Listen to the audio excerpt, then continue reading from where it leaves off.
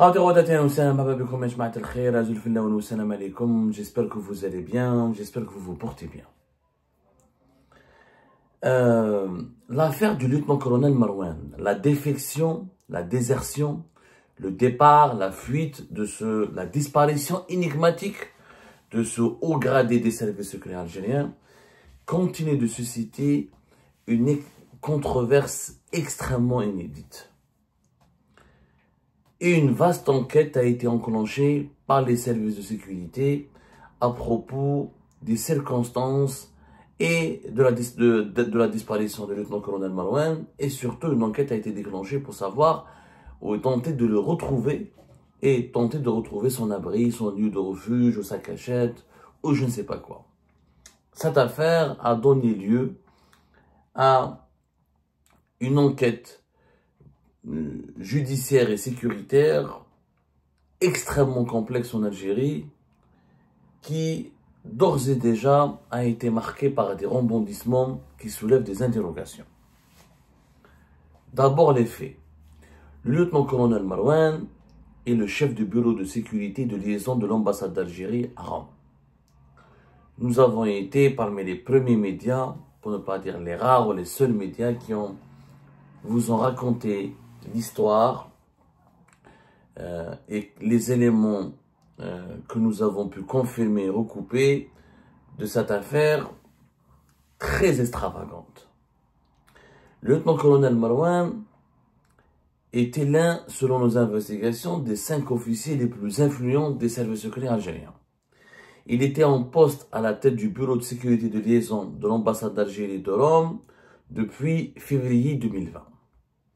Et il avait un parcours extrêmement pointu et très important, puisqu'il a dirigé, il était dans le cabinet de la DGSI auparavant, la Direction Générale de la Sécurité Intérieure.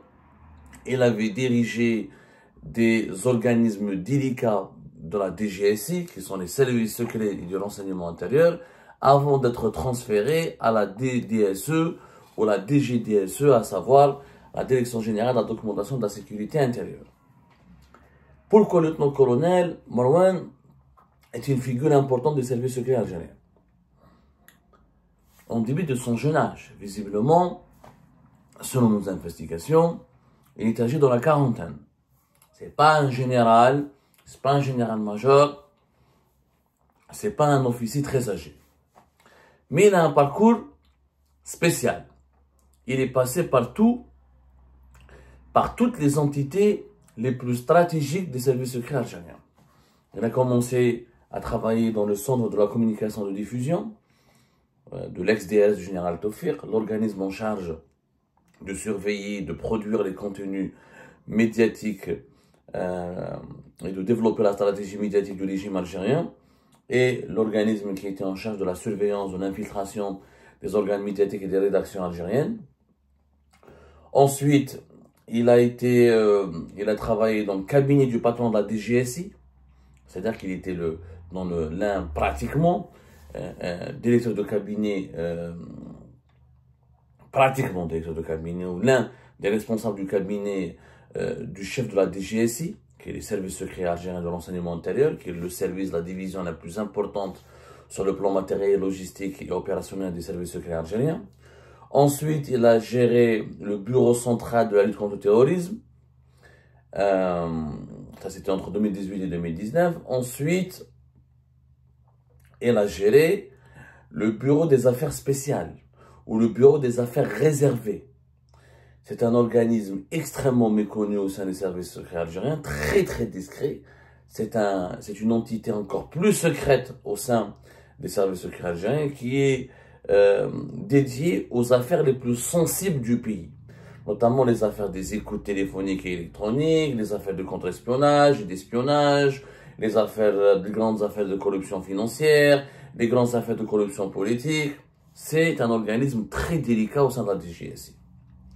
Ensuite, à partir de 2020, vu sa carrière, vu tout son parcours au sein de la DGSI, il a été repéré par Boualem, qu'il a connu, puisqu'il aurait travaillé avec lui lorsque Boualem dirigeait le fameux organe de surveillance et des écoutes électroniques et téléphoniques de 2016 à 2019. Et c'est Boualem Boualem qui va demander ou qui va parrainer sa nomination à l'ambassade d'Algérie à Rome, qui est un poste stratégique, comme on l'a expliqué.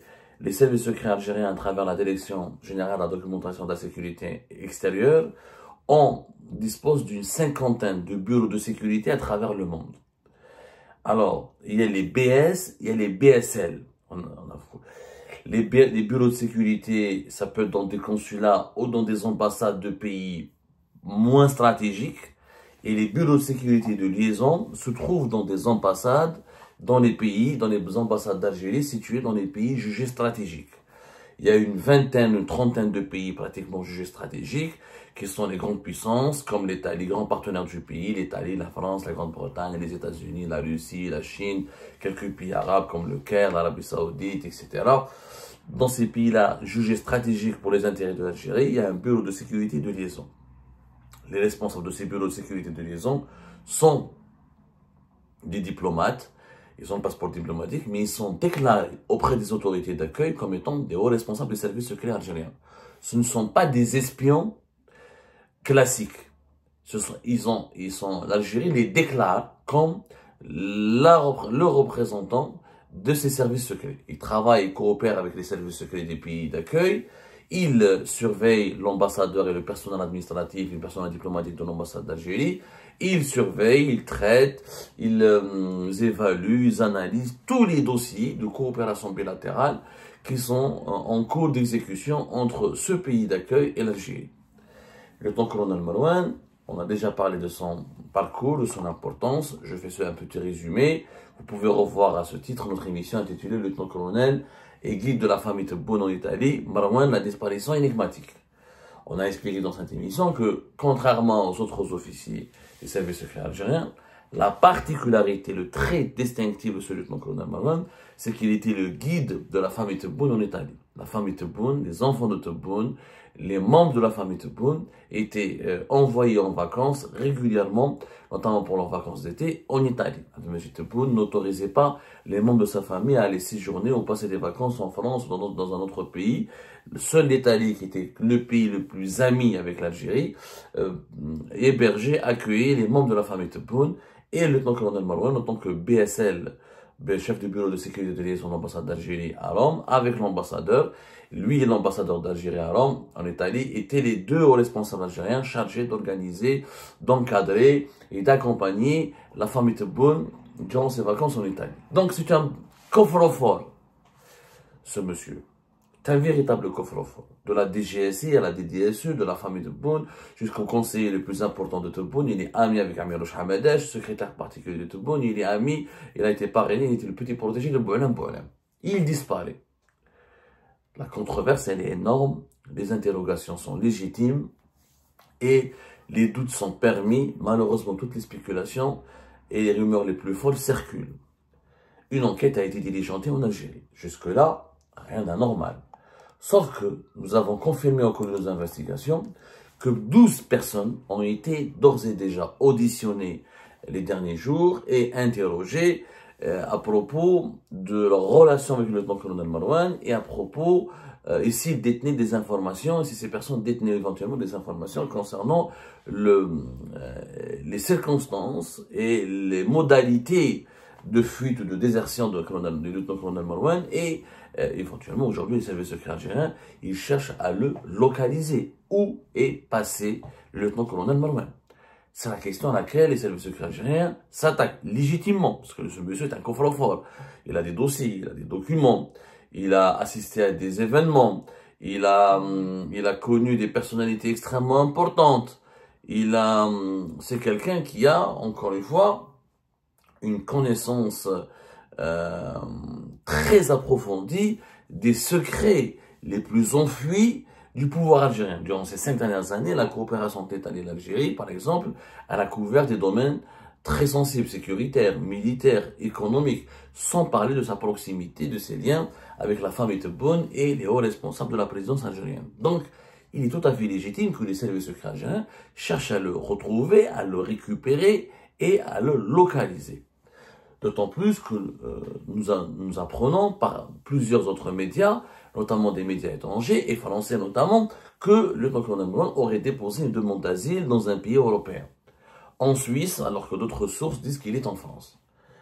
Il est porté disparu et il est recherché, ce qui est tout à fait normal, encore une fois, par les services secrets algériens. Ceci dit, ce qui est anormal, c'est que l'enquête est menée de façon extrêmement bizarre. Pourquoi bizarre? Nous avons obtenu des informations sur l'identité des personnes qui ont été auditionnées et interrogées jusque-là pour tenter de retrouver le lieutenant-colonel Marouane. Et ces personnes sont ou des diplomates, ou d'anciens responsables de la DGSI, ou des petits officiers, ou des petits plantins, des petits agents, qui n'ont strictement aucune connaissance de ce dossier, ou qui n'ont n'ont pratiquement joué, qui ne peuvent pas jouer un rôle important dans l'affaire ou dans la désertion de cet officier des services secrets algériens. Je rappelle qu'on parle d'un officier supérieur des services secrets algériens, d'un homme qui est expérimenté, qui a assumé et assuré et effectué des missions très sensibles. Donc c'est pas un con, il doit pas être un con.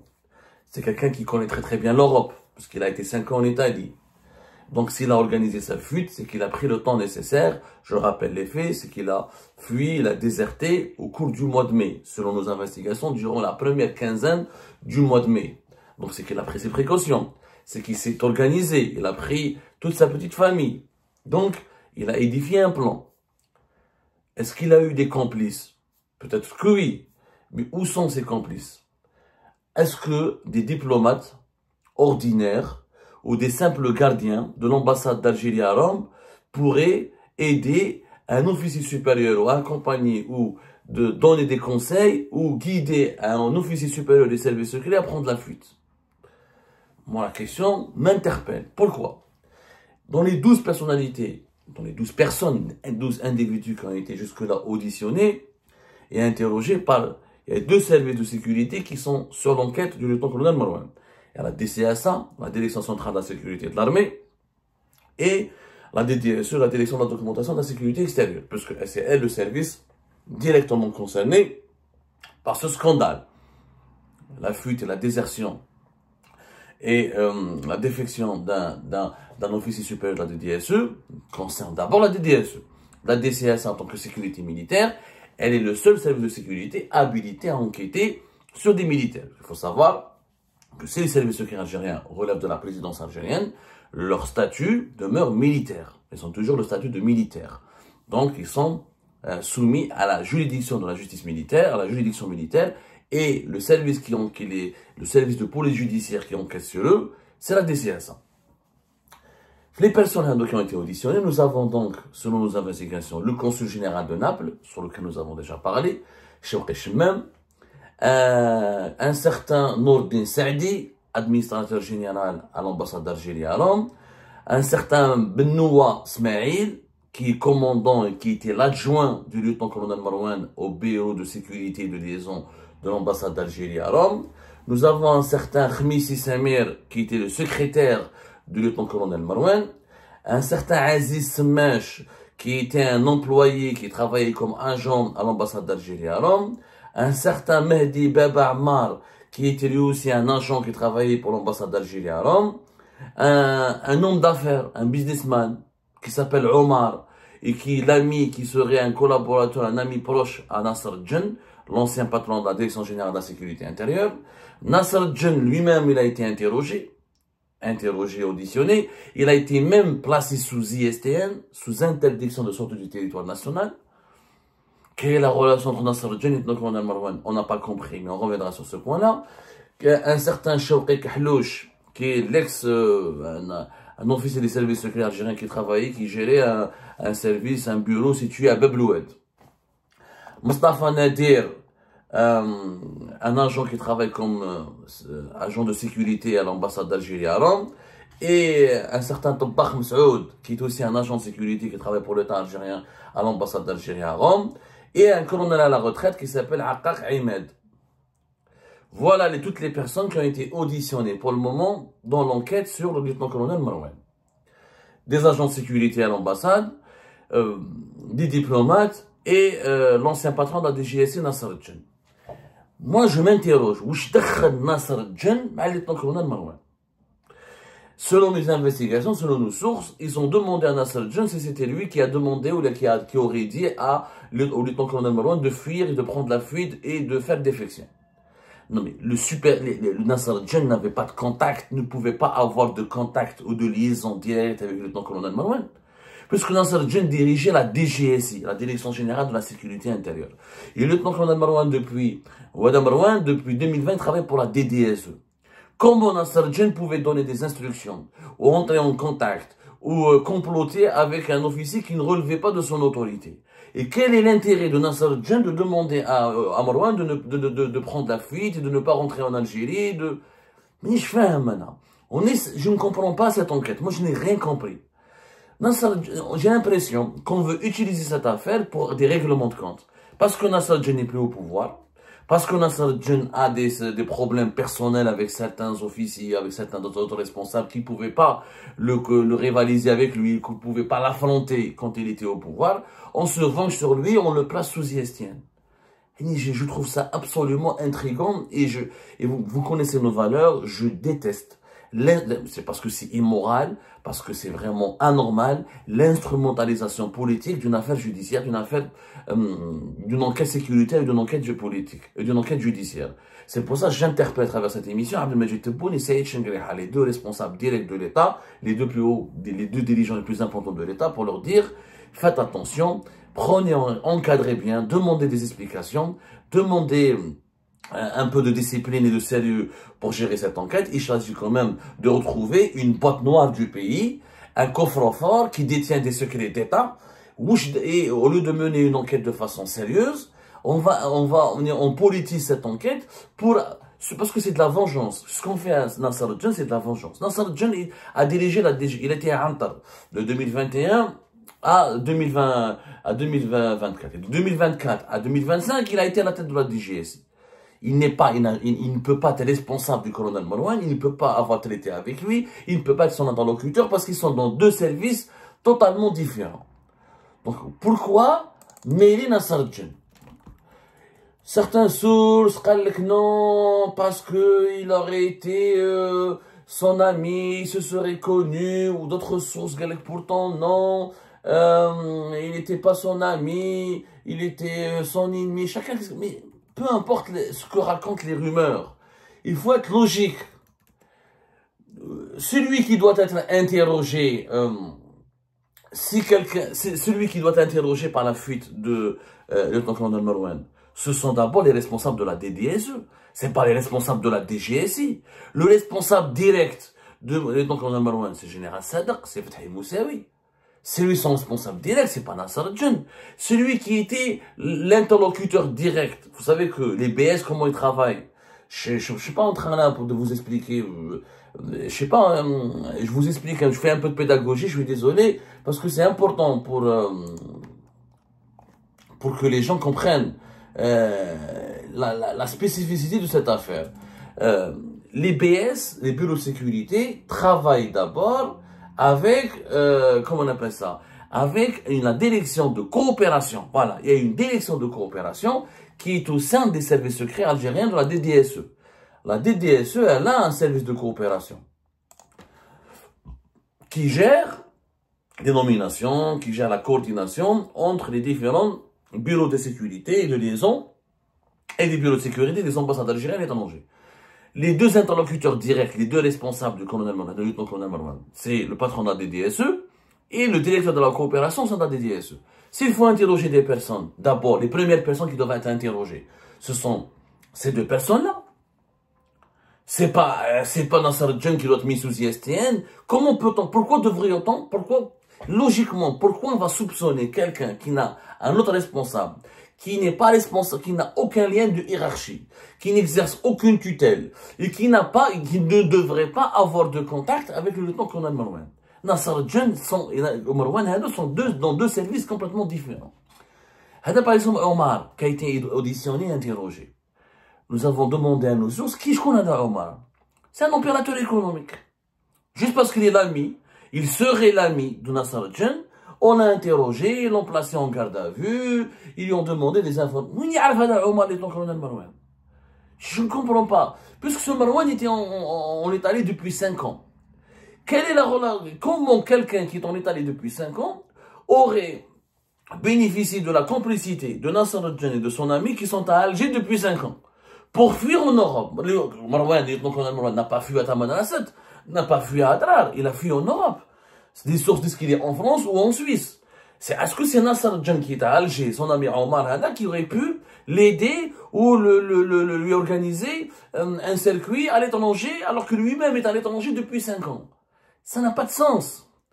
J'ai l'impression, encore une fois, et je m'interroge, comme c'est une affaire très sensible, comme il s'agit quand même de la sécurité nationale, comme il s'agit quand même des secrets les plus importants de l'État algérien, comme il s'agit quand même d'un officier qui était extrêmement proche des responsables les plus influents du pays, on n'a pas envie que cette enquête soit bâclée, on n'a pas envie qu'elle soit politisée et utilisée pour se venger. Parce qu'à la Bible Nasser al-Djan, il a beaucoup d'adversaires et beaucoup ont attendu depuis longtemps sa chute pour se retourner contre lui parce qu'il gênait beaucoup de personnes.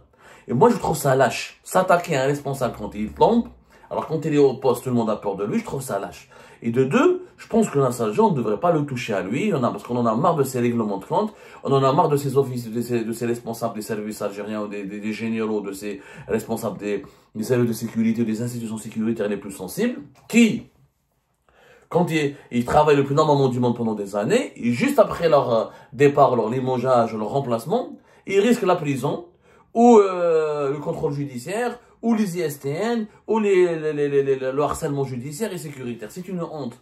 Ça, c'est un mécanisme de déstabilisation du pays. Des gens qui ont servi le pays, ils ont fait des erreurs, ils ont été sanctionnés. Ils ont été sanctionnés, ils ont été limogés ou remplacés. Ok, mais pourquoi s'acharner contre eux et vouloir absolument leur provoquer des problèmes et remplir encore davantage la prison militaire de Blida, qui est déjà remplie par 228, comme on l'a révélé hier, colonels et généraux? Pourquoi vouloir à tout prix briser la retraite de certains hauts gradés du pays qui, voilà, juste parce qu'ils ont des conflits personnels avec certains responsables du pays? Donc moi, je tire la sonnette d'alarme. Et je demande à Saïd Chengriha et à M. Abdelmajid Tebboune d'intervenir dans ce dossier pour éviter que cette enquête ne soit détournée de sa vocation et ne soit dévoyée pour être utilisée ensuite pour alimenter des cabales, des cabales judiciaires et politiques à des fins personnelles. Nasser al-Djan, je sais qu'il a beaucoup d'adversaires. Ces adversaires, s'ils avaient le courage de l'affronter quand il était au pouvoir. Maintenant qu'il n'est pas au pouvoir, utiliser une affaire judiciaire et sécuritaire pour se venger contre lui, je trouve ça lâche. Je ferme la parenthèse. Maintenant, moi je ne suis pas un agent des services secrets. Je ne suis pas un enquêteur, je suis journaliste. Et il se trouve que dans mon métier de journalisme, on fait des enquêtes. Je suis un journaliste d'investigation. Donc, je n'ai pas la compétence d'un enquêteur de la DCSA, ni d'un juge du tribunal militaire de Blida, mais j'ai quand même la compétence d'un journaliste d'investigation. On a quand même, il y a une logique. La logique voudrait que, si on veut comprendre la vérité, si on veut savoir où se trouve Marwan, le lieutenant-colonel Marwan, pourquoi il a fui, comment il a fui, et qu'est-ce qu'il a emporté avec lui dans sa fuite, et comment il a déserté, qu'il faut interroger? D'abord, les responsables de la DDSE, pour lesquels il a travaillé, avec lesquels il a collaboré. Ensuite, l'ambassadeur d'Algérie à Rome n'a pas été interrogé, il n'a pas été auditionné. L'ambassadeur, c'est son collaborateur direct. L'actuel ambassadeur d'Algérie à Rome, en Italie, c'est lui qui doit être le premier interrogé, c'est Mohamed Khalifi, qui a remplacé depuis fin avril 2024 le fameux et controversé Abdelkrim Touahria. Et Mohamed Khalifi, l'ambassadeur, pourquoi ne pas l'interroger? Pourquoi ne pas l'auditionner? C'est lui le premier concerné. Au lieu d'interroger des agents de sécurité, au lieu, ils auront par exemple l'adage Wahed Chouqi Khahlouch. Il a connu Marwan, visiblement selon nos sources, depuis 2015, 2016, 2017. Il était à Bab el-Oued. Comment quelqu'un qui est à Bab el-Oued peut donner des informations sur la fuite de quelqu'un qui est à Rome depuis 5 ans? Ça n'a pas de logique. Mais l'ambassadeur Mohamed Khalifi, il a travaillé avec le lieutenant-colonel Marwan pendant une année. Et c'est lui qui le côtoyait directement, avec lequel il travaillait directement. Zid, puisqu'on dit qu'il est l'ami de Amirouch Hamadash et qu'il a été parrainé par Boualam Boualam, pourquoi ne pas avoir interrogé Boualam Boualam et Amirouch Hamadash? Si quelqu'un a conseillé, si quelqu'un a demandé à Marwan de fuir, ça aurait été qui? Logiquement. Ça peut être Kamil ou le Boualem, puisqu'il est leur ami, il est leur protégé. S'il a eu un problème avec la justice militaire, s'il est recherché par la justice militaire, il risquait, comme l'affirment nos sources, d'être inculpé dans des affaires, de très graves affaires qui pourraient lui valoir d'entre 20 ans, 30 ans, jusqu'à même la perpétuité. Voire même la peine capitale, comme l'apportent d'autres sources où apparemment il pourrait être cité dans une affaire judiciaire encore plus grave, dont on ne connaît pas encore les dessous et les tenants, les aboutissants. Qui pourrait l'informer? Qui pourrait lui dire de partir? Qui pourrait lui dire de fuir? Ça peut être qu'un haut responsable. Mais chez un agent qui était un bablouette, un agent de sécurité, un petit consul. Enfin, un consul va aider un officier des services à fuir. Ça n'a pas de logique, il y a même le Burundi, au Rwanda, ou dans les pays les plus arriérés, ça n'existe pas. C'est au contraire. C'est l'officier, c'est l'espion qui aide le diplomate à fuir. C'est pas le diplomate qui va aider. C'est un espion, ce gars. Il est formé. Il a été à la tête du bureau des affaires réservées. Donc c'est quelqu'un qui a beaucoup d'expérience dans l'espionnage, dans le contre-espionnage. C'est un gars, c'est un enfant de la boîte, comme on dit. C'est un agent des services secrets. C'est pas un agent de sécurité de l'ambassade, ou quelqu'un qui a travaillé à Babloued, ou la Nassar Djan qui était à Antar, ou qui était à Del Ibrahim, ou qui était à Douira, qui va lui montrer comment il peut fuir depuis Rome vers la Suisse ou vers la France. Par contre, ses parrains, ses protecteurs, Amiroch, Boualem, les fils de M. Tebboune. Pourquoi ne pas interroger les enfants de M. Tebboune? Ils l'ont connu, ils ont passé des vacances, il était avec eux quand ils ont passé des vacances. Il pourrait fournir des éléments importants à l'enquête. Il pourrait nous décrire son portrait, il pourrait permettre aux enquêteurs d'identifier des traits caractéristiques de sa personnalité qui pourraient leur donner des pistes. Mais aller s'acharner sur des consuls, sur les collaborateurs de Marwan, et sur Nassar Djan, et sur des petits agents qu'il a côtoyés en 2015 ou en 2014, moi je trouve ça intriguant. Je trouve la manière avec laquelle l'enquête est menée extrêmement intrigante et étonnante. Et je demande encore une fois à Saïd Chengrehai Abdelmajid Tebboune de prendre sérieusement ce dossier en main. Parce qu'on est face à une affaire de sécurité nationale. Une affaire de sécurité nationale. Ce monsieur détient, c'est un coffre-fort. C'est un coffre-fort et c'est une bombe à retardement. Donc si on veut faire une enquête sérieuse, il faut s'attaquer aux personnes sérieuses qui auraient pu lui dire de fuir, de partir, qui auraient pu donner lui des idées. Ça peut être que des gens extrêmement influents. Pas des gens qui ont travaillé dans des services, dans d'autres services qui n'ont rien à voir avec l'enseignement extérieur, ou des petits employés de l'ambassade d'Algérie à Rome, ou des simples consuls, ou je ne sais pas moi, un colonel à la retraite c'est un colonel à la retraite. Comment il pourrait aider Marwan à fuir à l'étranger? Aucun responsable hiérarchique et aucun grand responsable avec lequel le lieutenant-colonel Marwan a travaillé n'a été auditionné pour le moment. Donc on protège les hauts responsables et on s'acharne sur celles et ceux qui ont été remplacés, mis à la retraite ou qui ont quitté de fonction. Je trouve ça pas sérieux, je trouve ça même inquiétant.